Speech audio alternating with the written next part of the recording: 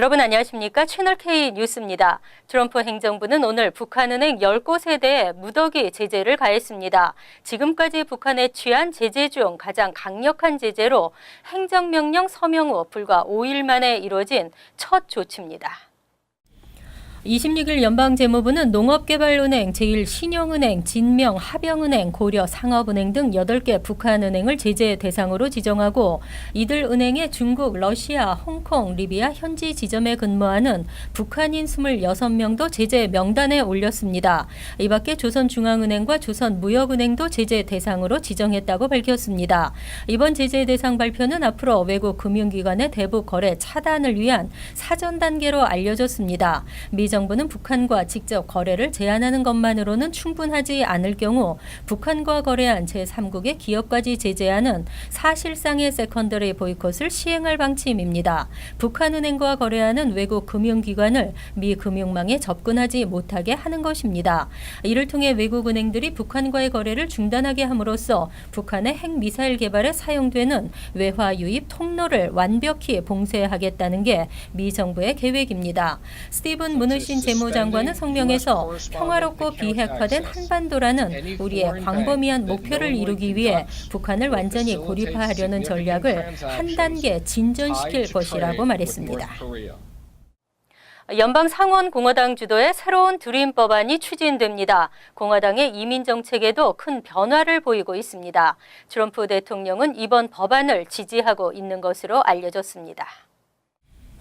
25일 새 드림 법안이 상정돼 본격 논의에 들어갔습니다. 오린 해치, 제임스 랜포드, 탐 틸스 의원 등이 상정한 석시드 액트라는 공화당 버전의 새 드림 법안은 불법 체류 청소년들에게 10년 임시 영주권 기간과 5년 정식 영주권 기간을 거쳐 단계적으로 시민권 취득 기회까지 부여하는 것입니다. 다만 이 기간 가족 초청은 제외된다는 점에서 기존 민주당 드림 법안과 차이를 보이고 있습니다. 하지만 석시드 액트가 성사되면 당장 추방 위기에 몰린 다카 수혜자 약 70만 명을 비롯해 모두 150만 명의 드리머들이 혜택을 볼 것으로 추산됩니다. 대상은 2012년 6월 15일 이전에 미국에 불법 입국한 6세 생일 이전에 미국에 들어온 자, 18세 이상일 경우 고교 졸업 또는 그와 동등한 학력을 갖췄어야 하며 범죄 전과 기록이 없어야 하고 체납 세금을 완납해야 하며 국가 위기 상황에 군에 입대하겠다는 등록 등을 해야 합니다. 이들에게 교육, 직업, 군 복무 시 5년 임시 영주권을 부여토록 하고 있습니다. 이후 5년 연장이 가능하고 10년 신분을 유지한 후에는 정식 영주권을 취득할 수 있습니다. 그리고 정식 영주권 취득 후 5년 후에는 시민권까지도 신청할 수 있도록 했습니다. 석시드 액트는 이민법안 패키지 중 하나로 표결될 가능성이 높은 것으로 전망됩니다. 최근 설문조사에서 미국인 3명 중 2명은 트럼프 대통령이 미국을 분열시키고 있다고 답했습니다.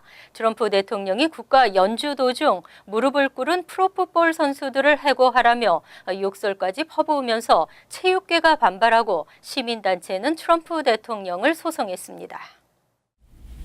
25일 시민단체 민주주의 연합은 트럼프 대통령을 상대로 정부 윤리청에 소송을 제기하면서 트럼프는 자신이 법 위에 있다고 생각하는데 권력을 남용할 때마다 계속 맞서 싸울 것이라고 강조했습니다. 트럼프 대통령은 지난 22일 알라바마주 상원의원 지원 유세에서 국가 연주 도중 무릎을 꿇은 일부 풋볼 선수를 향해 욕설을 퍼부으며 해고를 요구한 데 이어 트위터를 통해서도 계속 이들을 비난해왔습니다. 지난 24일 매사추세츠 폭스 리버에서 열린 뉴 잉글랜드 패트리어츠와 휴스턴 텍산즈와의 프로풋볼 경기에서 경기 시작 전 국가가 울려 퍼지자 패트리어츠 선수 상당수는 또 무릎을 꿇었습니다. 소수 인종에 대한 경찰의 폭력적 처사를 항의하는 의미였습니다. 트럼프는 이들을 겨냥해 욕설을 퍼붓고 애국심 결여를 비난했으며 트럼프 지지자에게는 NFL 보이콧을 촉구했습니다. 더구나 국가 연주 도중 무릎을 꿇은 NFL 선수들을 지목해 해고를 요구했습니다. 선수들과 구단들이 집단 반발하면서 정치 이슈로 확산되고 있습니다. 시민권 신청이 급증하면서 적체 또한 심각한 것으로 나타났습니다. 시민권을 기다리고 있는 영주권자가 무려 80만 명에 달하고 있는 것으로 조사됐습니다. USCIS가 25일 공개한 2017 회계년도 시민권 신청서 처리 현황 자료에 따르면 3, 4분기 말인 6월 30일 현재 계류 중인 N400은 78만 3,595건으로 나타났습니다. 지난해 12월 31일 시민권 신청 계류 건수보다 6개월 만에 무려 14만 7천여 건, 23%가 더 늘어난 것입니다. 이처럼 적체 건수가 늘어나고 있는 것은 트럼프 대통령의 반이민 행정명령으로 이민자들이 시민권 신청을 서두르고 있기 때문입니다. 시민권 신청 추이는 2017 회계년도 1, 4분기 23만 8천여 건, 2, 4분기 28만 6천여 건, 3, 4분기 25만여 건 등으로 한 분기당 평균 25만 3천여 건이었습니다. 하지만 분기별 통상적인 신청 건수를 크게 웃돌고 있습니다. 선거가 있었던 2013 회계년도와 비교해서도 2017 회계년도 분기별 신청 건수는 무려 32%가 급증한 것입니다. 이민당국은 지난 1월부터 시민권 신청서 처리에 속도를 내고 있습니다. USCIS는 지난 1, 4분기에 13만여 건을 처리했으나 2, 4분기에는 18만여 건으로 속도를 냈고 3, 4분기에는 무려 22만 건을 처리했습니다. 그럼에도 여전히 시민권 신청 증가 속도를 따라잡지 못하면서 적체 건수는 줄지 않고 있습니다. 한편 10월 1일부터 실시되는 전면 인터뷰 의무화로 영주권 적체도 14만 명이 대기 중인 것으로 나타났습니다.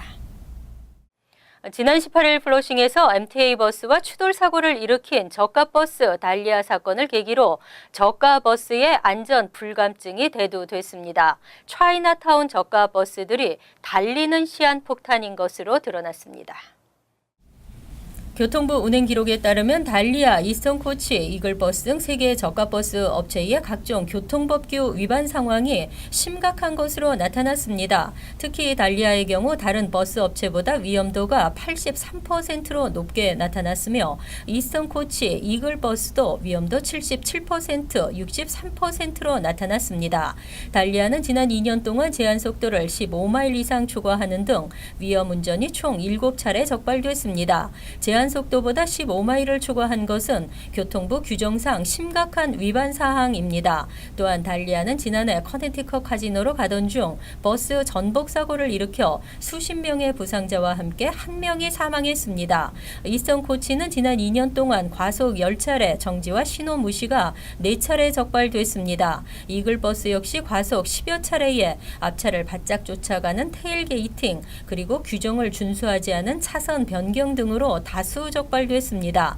하지만 이들 업체들의 상습적인 규정 위반과 버스 관리 부실, 교통법규를 준수하지 않는 운전사 등 총체적인 문제에도 불구하고 규제를 강화하기가 쉽지 않은 상황입니다. 뉴욕타임즈는 버스 운행 규정은 연방과 주정부의 법에도 적용받고 있어 뉴욕시 등 지방도시 자체적으로 규제를 강화하기에는 한계가 있다고 보도했습니다. 각 주정부들은 강력 범죄 줄이기에 안간 힘을 쓰고 있습니다. 뉴욕, 뉴저지 최근 강력 범죄가 다소 줄어들었습니다. 하지만 전국적으로는 강력 범죄가 2년 연속 증가한 것으로 나타났습니다. 25일 연방수사국이 발표한 2016년도 범죄 발생 현황에 따르면 이 기간 전국에서는 124만 8,185건의 강력 범죄가 발생했는데 전년 동기보다 4.1%가 증가한 것입니다. 이로써 전년 대비 4%포인트 상승했던 2015년도에 이어 2년 연속 강력 범죄가 증가하고 있는 것으로 나타났습니다. 강력 범죄란 폭력이나 무기를 사용해 저지르는 범죄로 살인과 성폭행, 강도, 중폭행 등을 말합니다. 전국적으로 지난해 발생한 살인은 무려 17,250건으로 전년도보다 8.6%나 급증했습니다. 5년 전과 비교해서는 무려 16.1%가 늘어난 것입니다. 또 성폭력 범죄의 경우에도 급증한 것으로 조사됐습니다. 성폭행은 4.9%가 늘어 95,730건을 기록했고 강도 사건도 1년 전보다 1.2%가 늘어 33만 2,198건을 나타냈습니다. 중폭행은 80만 3,007건으로 지난해보다 5.1%가 급증했습니다. 다만 뉴욕, 뉴저지 강력범죄는 다소 줄어들었습니다. 뉴욕주에서는 지난해 7만 4,285건의 강력범죄가 발생해 전년도보다 1.1%가 감소했으며 뉴저지주는 2만 1,914건으로 전년도보다 4.2% 감소했습니다. 앤서니 위너 전 하원 의원이 미성년자와의 섹스팅 혐의로 징역 21개월을 받았습니다. 한때 잘못을 뉘우치며 잠시 제기하는 듯 했지만 이젠 돌이킬 수 없는 일이 되고 말았습니다. 25일 앤서니 위너 전 하원 의원에게 21개월 징역형이 선고됐습니다. 위너 전 의원은 법정 최후 진술에서 자신을 구역질나는 중독자라고 칭하면서 눈물을 쏟았습니다. 그는 또 어린 사람을 희생자로 만든 것에 대한 모든 책임을 지겠다며 선처를 호소했습니다. 맨해튼 연방지방법원 데니스 코트 판사는 이와 함께 $10,000의 벌금과 형량 복역 후 3년 보호관찰도 명령했습니다. 지난 20일 검찰은 위너가 섹스팅 파문이 일고 난 후에도 또 다른 여성과 또 섹스팅을 주고받는 등 잘못을 뉘우치지 못하고 자기 통제를 할 수 없다며 27개월의 징역형을 구형했습니다. 하지만 이날 위너는 검찰의 구형에 항소하지 않는다는 조건으로 형량을 6개월 줄였으며 오는 11월 6일까지 교도소에 입소하기로 했습니다. 한때 민주당에 떠오르는 스타 정치인으로 주목을 받았던 위너는 2011년 외설적인 트윗으로 하원 의원직에서 물러났지만 다시 복귀한 2013년 민주당 뉴욕시장 후보 경선에 도전하면서 초반 지지율 1위를 나타내기도 했습니다. 하지만 또다시 섹스팅 추문이 터지면서 결국 교도소행으로 이어지게 됐고 석방되면 성범죄자로 등록됩니다. 부인 후마 에버디는 성추문 때마다 그의 곁을 지켰으나 결국 이혼했습니다. 세계 최대 차량 호출 서비스 업체 우버가 계속 승승장구할 수 있을지 주목됩니다. 이미 영국 런던에서는 밀려났는데요. 뉴욕에서도 위기에 직면한 것으로 나타났습니다. 26일 블룸버그 통신에 의하면 뉴욕시 의회는 우버가 기존 택시업계에 미치는 영향에 대한 연구를 진행할지에 대해 고려 중입니다. 우버가 등장하면서 손님 쟁탈전은 치열해져 뉴욕에 우버가 등장하기 전에는 총 38,000대의 차량이 손님을 태우기 위해 경쟁했지만 현재는 무려 11만 대가 경쟁하고 있습니다. 그리고 지난 4년 사이 옐로택시의 매달리용 가치는 90%나 하락했고 이들은 우버 때문에 자신들이 희생자가 됐다고 주장하며 뉴욕시 당국이 나서서 이들의 영업을 막아줄 것을 요청했습니다. 우버나 리프트 같은 차량 호출 서비스가 자신들과 똑같은 요금 체계와 규정을 따르지 않는 이상 더 이상 경쟁력이 없다는 주장입니다. 이러한 상황에서 시의회가 우버의 시장 영향을 조사하는 연구를 벌이는 것은 뉴욕 당국이 차량 호출 업계를 규제하거나 통제하려는 조짐이라는 해석이 나왔습니다.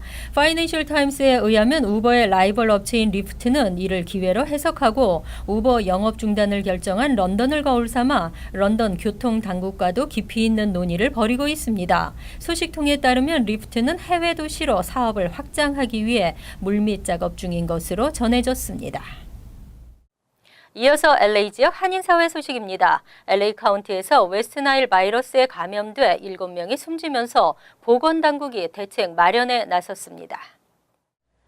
LA 카운티 보건당국은 오늘 카운티 내 웨스트나일 바이러스에 감염돼 7명이 숨지면서 주민들에게 웨스트나일 바이러스와 지카 바이러스 등 모기를 매개로 하는 질병 확산을 예방하고 질병에 대한 위험성을 고취시키기 위해 It's Not Just a Bite 캠페인을 실시한다고 밝혔습니다.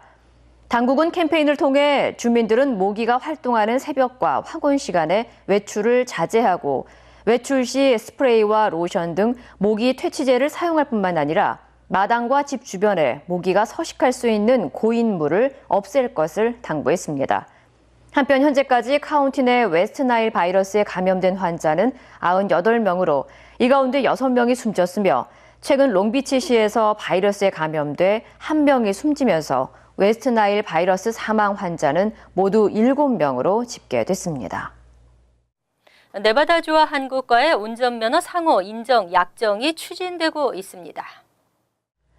LA 총영사관은 지난주 네바다주 라스베가스를 방문해 마크 허치슨 네바다주 부지사와 한국과 네바다주 간의 운전면허 상호 인정 체결을 위한 협의를 진행했다고 밝혔습니다.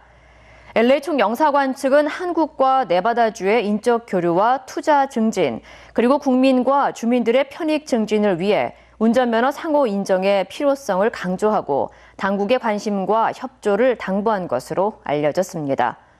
이외에도 이번 방문에서는 내년 개정을 앞둔 네바다주 사회 과목 지침에 한국 정치경제 발전상을 수록하는 데 대한 논의도 진행됐습니다. 한편 현재 미 전역에서 22개 주가 한국과 운전면허 상호인정 약정을 체결한 상태입니다. 간추린 소식입니다. 내년에 25세가 되는 해외 체류 병역 의무자는 국외 여행 기간 연장을 신청해야 합니다. 뉴욕 중영사관은 1993년 출생자로 계속 국외 거주를 계획하고 있는 병역 의무자는 내년 1월 15일까지 신청할 것을 당부했습니다. 만약 연장 허가를 받지 않을 경우 1년 이상 5년 이하 징역 또는 3년 이하 징역에 처해질 수 있고 40세까지 취업과 여권 발급이 제한됩니다.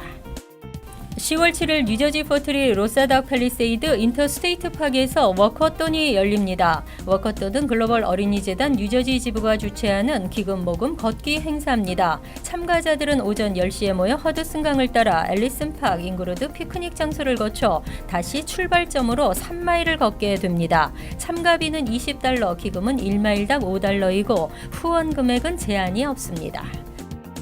공공장소 음주 행위나 무단 침입, 노상방뇨 등 경범죄에 대한 사면 신청 행사가 오는 10월 21일 오전 9시부터 퀸즈 자메이카 그레이터 알렌 AME 교회에서 열립니다. 가벼운 규정 위반 등으로 법원 출두 티켓을 받았으나 법원에 가지 못해 수배 영장을 받은 사람들이 대상입니다. 이날 행사에는 뉴욕시 법원 행정부 관계자들과 변호사들이 나와 신청 절차를 지원합니다.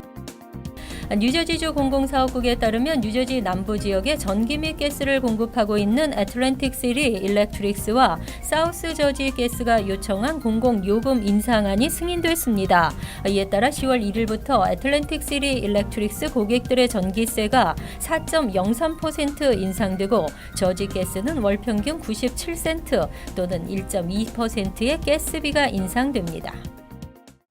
환율과 증권 소식입니다.